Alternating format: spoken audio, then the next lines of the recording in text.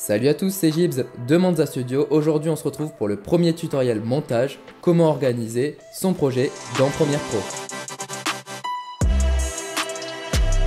Beaucoup de vidéastes et de monteurs vidéo oublient que cette partie est primordiale. C'est un vrai travail en amont qui va pas se voir directement, mais par contre ça va découler sur l'ensemble du projet. Vous allez gagner du temps, de la productivité, de la rapidité, tous ces éléments-là pour justement que le projet se déroule très bien. Et ça va être super aussi intéressant si vous avez besoin de reprendre des éléments d'un projet pour un client par exemple, des images, des logos, peut-être un an après, vous avez tout qui est organisé pour tout retrouver.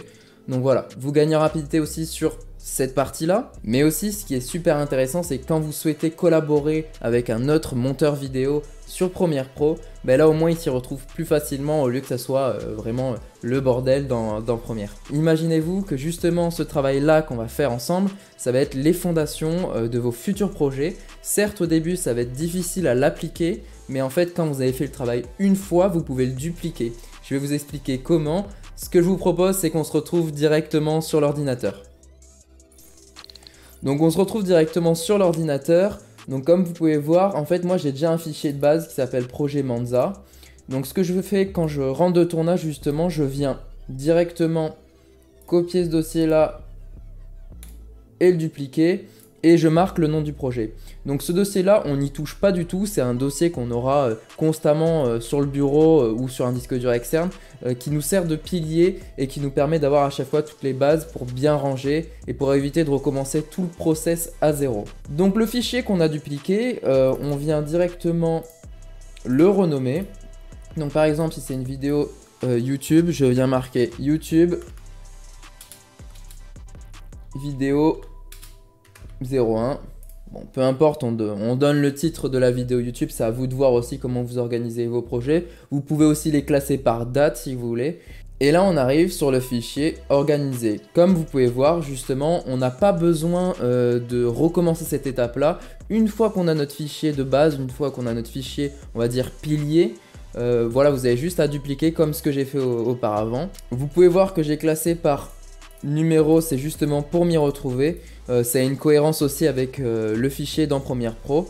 On va commencer par le fichier numéro 1, le projet Premiere Pro. Ce fichier, ça permet en fait directement de retrouver à l'intérieur le fichier source Premiere Pro, ainsi que tout ce qui est autosave, donc sauvegarde automatique de Premiere Pro. Dans le fichier 2, justement, on va retrouver tout ce qui est rush, donc caméra A, caméra B, GoPro FPV et drone. Ça, j'ai trié par caméra parce qu'on ne sait jamais, c'est une interview en double cam, c'est intéressant d'avoir un dossier pour la cam A, un dossier pour la cam B. Que ça soit aussi différentes caméras, n'hésitez pas à marquer si c'est du Sony, si c'est du Panasonic, peu importe. Il faut, voilà, c'est en fonction de comment vous aimez travailler. Moi, j'ai décidé de mettre un fichier GoPro FPV parce que voilà, c'est pour aussi faciliter le rangement, faciliter l'étalonnage après. Dans le fichier 3, vous pouvez voir qu'on retrouve un fichier GoPro drone FPV. Comme vous savez, en fait, on utilise, nous, des drones FPV et on utilise une GoPro Hero 10. Donc en fait, pourquoi avoir fait ce dossier? Parce qu'en fait, c'est pas du tout la même plage dynamique pour l'étalonnage, donc on a vraiment préféré scinder caméra embarquée et boîtier plein format. Dans le dossier 4, on vient d'arranger tous ces plans aériens, donc c'est un fichier drone. Donc on revient sur la page principale de ce projet. Ce que vous pouvez voir, c'est que nous, on a créé un dossier qui s'appelle son. Dans tout ça, vous allez retrouver tout ce qui est voix off, musique, effets sonores. Dans le fichier voix off, vous pouvez encore aller plus loin. Moi, je ne l'ai pas fait, mais vous pouvez préciser que la source provient d'un iPhone, par exemple, d'un zoom. Donc voilà, n'hésitez pas aussi à détailler vraiment parce qu'en fait, la qualité sonore n'est pas pareille d'un iPhone à un zoom, donc c'est important de préciser aussi la source audio. Dans le fichier 2, on viendra mettre toutes les musiques libres de droit et justement dans le fichier 3, on viendra mettre tout le sound design qu'on aura créé autour de la vidéo. Du coup, on continue sur le dossier graphique. Le dossier numéro 4, vous allez trouver directement tout ce qui est charte graphique, éléments de la vidéo, motion et assets. C'est-à-dire qu'en fait, l'entreprise, vous avez besoin de faire un habillage en vidéo. L'entreprise va vous donner sa charte graphique, logo, police, code couleur, etc. etc. Vous allez le glisser à l'intérieur. Comme ça, au moins, vous retrouvez directement tout. Après, dans le fichier éléments, moi ce que je mets, c'est tout ce qui est photo, vidéo qui est fourni par la société.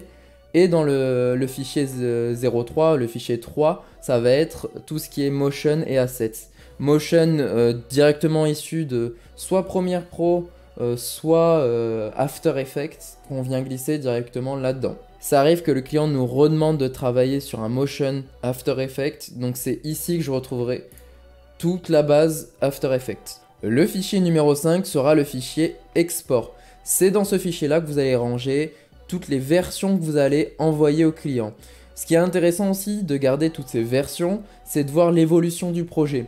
De la version 1 à la version X, peu importe, vous allez pouvoir voir les différentes versions, l'évolution, les modifications. Et des fois, ça arrive que le client demande l'évolution entre une version et une autre. Dans le fichier 6, vous allez retrouver tout ce qui est version finale. C'est toutes les versions que vous allez clôturer, valider avec le client. Et dans le fichier 7, on va retrouver l'espace de travail. Cet espace de travail, nous mettons en fait tout ce qui est scénario, tout ce qui est prise de notes, etc. etc. C'est un petit peu un endroit fourre-tout, mais c'est important aussi de voir l'évolution du process avec les différents clients au fil des mois, au fil des années. Donc on a décidé en fait de garder ce type de fichier. Ce qu'on va faire maintenant, c'est qu'on va basculer sur Premiere Pro dans le fichier projet et projet Manza.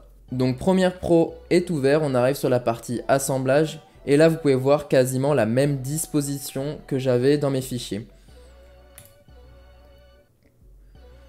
Donc tout d'abord pour créer un chutier, voilà je vous explique un petit peu comment on fait. On clique en bas sur nouveau chutier. Un chutier d'ailleurs ça correspond en fait à un fichier. Et vous marquez 00, hop, séquence, tout simplement. Et voilà, et là c'est enregistré. Comme vous pouvez voir, j'ai retrié par numéro. 0 pour séquence, 01 pour rush, 02 pour son, 03 pour graphique. Et comme vous pouvez voir justement le 02 et le 03 sont inversés. Ce que vous pouvez faire c'est en bas trier par nom. Et là voilà, ça rebascule. Pour la séquence, donc en fait là à l'intérieur vous retrouverez différentes parties. Les parties rush imbriquées. Donc les rushs imbriqués que vous allez travailler, vous pouvez les mettre directement là-dedans pour les retrouver. Après la partie 02, ça va être tout ce qui est des rushs. Donc cette séquence permettra justement de mettre tous les rushs. Et en fait vous allez dérush petit à petit. Et vous gardez cette séquence dans ce dossier-là. Dans la partie montage, ça va être les différentes versions du montage que vous allez garder. Donc la version 1, version 2, la version 3.